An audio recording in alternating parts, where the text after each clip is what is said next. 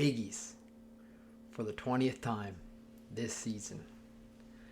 Players, coaches, fans young and old from across the globe, welcome to the Bigs Recap Show. As always, I'm your host, I'm your commissioner, I am Timmy Westside, and it is my absolute honor to be here in a live studio audience presenting you with this semi-final recap video. The crowd's going off in the background, banging on the glass, playing The Sims on original Xbox. But I got a job to do, and I'm going to deliver it. So this week, let's get into it. As a global synopsis, kind of predictable, honestly. After last week's back and forth, seesaw battle, emotions, lead changes, you kind of had the feeling that this week would be kind of a letdown, and frankly, decided pretty early in each of these games. They were both kind of decided by midweek. I mean, no one was really frisky heading into the weekend. Hot stays hot. And the inevitable has happened. You knew it was coming. But no spoilers. Let's get into it. And let's start with the winner's bracket. So let's go to Rubber Puckies taking on Timmy Westside. What can you do? Ran into a buzzsaw. Walked into Mount Doom. Was run over by the flames of Mount Vesuvius. Hot stays hot. White smoke. Can't touch this kid. Rubber Puckies get it done. 214.4 over Timmy Westside. 163.9. Rubber Puckies wins now his 7th game straight. You want to be playing your best football when the weather gets a little colder. Bill Belichick. And that's what this kid has done now for nearly 2 months.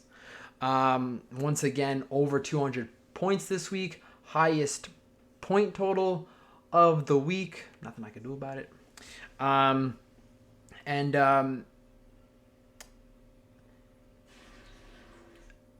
Seeing how the season played out, of course, I wanted to upset, but it felt inevitable that this kid was going to be there in the finals when it all shook up, when it all shook down. You know what I'm trying to say. And as I said at the top of the show, keep it down over there. Oh, her disc is broken. It's 20 years old. What do you expect? Jesus. Where was I? I'm sorry, Kenny. As I had said, top of the show, Ken Dog landed a big right hook early. Tuesday, he had 73 points. Last week, I did it on the Saturday with 71, so I knew tough getting up off the canvas after that kind of night. And then, I clawed. I was there a little bit heading into Saturday. And then Saturday, what do? He put up 67 points. So over 2 days, quick math guy, 140 points. Kudos, kid. Couldn't stop you, man. You had 12 players with 10 points or more, even though Marner, your top skater, led the way with 16.4, which is good average for a top tier player. Very average, honestly. You clearly did it as a committee. Over half of your team got 10 points or more this week. Talk about consistency up and down. Koskinen led the way between the pipes with 15.5, and Clayton Keller with 15.2 rounded out his top three. Goalies were really a non-factor in our game. Ken Dogs did go 4-1-1. Didn't have like 10 starts or very modest good when called upon. But it all came back to his skaters doing it together. 174.8 points. Again, little peek behind the curtain. This is now 7:13 p.m. So the stats, the scores might be off a little bit, but I think they're wrapped up. Anyways, the better team won. I just wrote that down. Big circle. Well done, kid. You had a rough start going 0-3, 0-4. And since then, dare I say it? I mean, the Chiclet guys, after 7 straight wins, Granelli, print the fucking t-shirts, wagon status. Keep it going. You've got one left. Flip side, Timmy Westside. Can't be mad. Heading into the weekend, I had the second highest point total in the league. Had the top point total last week. So clearly my guys came to play when I needed them the most after a very up and down season. And you know what? Leading the way this week with 19 points, Connor McDaddy. So you know what? My guy came to play when it mattered. I knew I was a flawed team.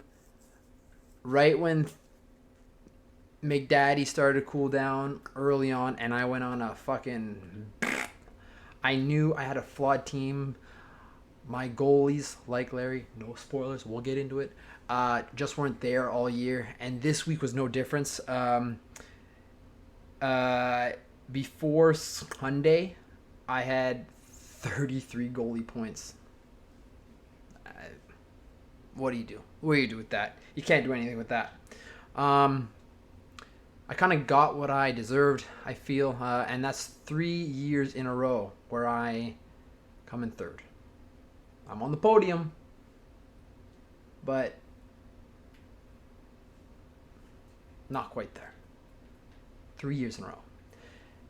Better than, and we flip on to the next game, having to battle to stay out of the Q Bowl. Moving on to this game, the comeback kid last week put up a hell of a battle against Timmy Westside. Came up just a bit short. Taking on the haunted, the cursed, the Breakfast Club. And the comeback kid takes it. As of now, it's 150.6 to 124.8. Again, I hate to fucking... Actually, Larry told me I probably won't even watch this. Or just keep it quick. So I'm trying, bud. It felt inevitable almost after that big week last week. Like, if Chris somehow, after being a game or two from having a bye, goes all the way to the Q Bowl, it felt that wouldn't have been justice. And Lil Larry's like, talk to me about justice. Are you kidding me? Sorry.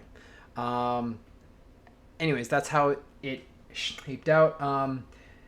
Good bounce back win. And Larry's got to be kicking himself a bit because there was definitely an opening. 150 points. He could have knocked him off. His goalies, much like Ken, came to play when he needed to. They went 4-2 ahead of the Jets game, which kicks off in... it kicks off right now. So, maybe 5-2. But each team had, in terms of skaters, had under 120 points. So that's tough. Lair had to feel there was a gap there. Yes. This one was also, as I said at the top of the show, decided early.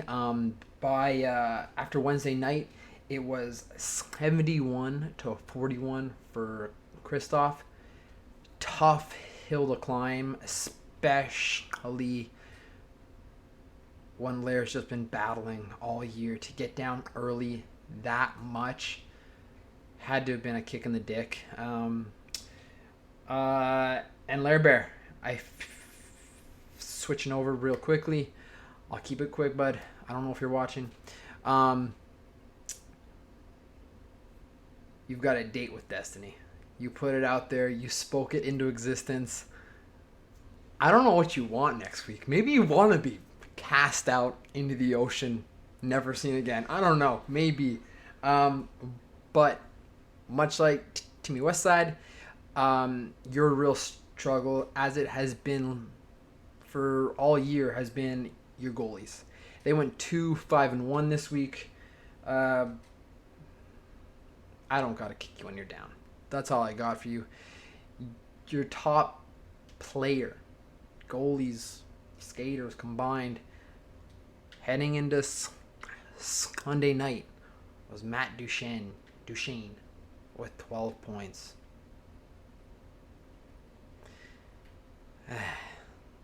One more week, bud. Try and gather. Rally the troops. Anyways, that's that game. And let's move on to the finals. And yeah, as I had said, these matchups, they were meant to be. We got the Bourne Backhanders in the final. Our champ, number 1, has been cruising for the past 2 weeks. Actually, he's been cruising for the past fucking 12 weeks, honestly. He's had a cakewalk. They've been waiting for this game. They're taking on the Rubber Puckies. Now, the Rubber Puckies gave him his hardest test all year.